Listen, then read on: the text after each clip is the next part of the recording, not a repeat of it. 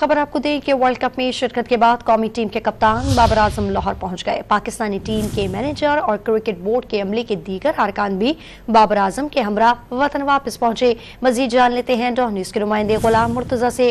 गुलाम, update कीजिएगा।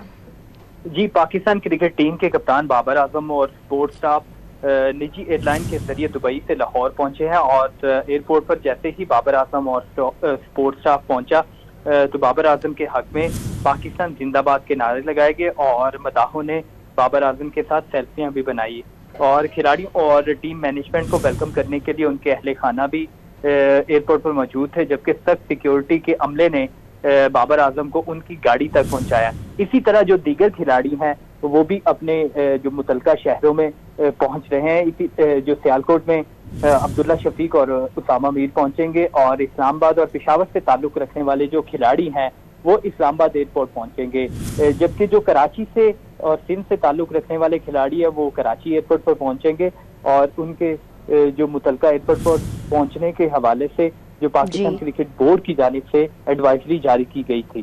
जी, बहुत शुक्रिया आपका गुलाम मुर्तजा।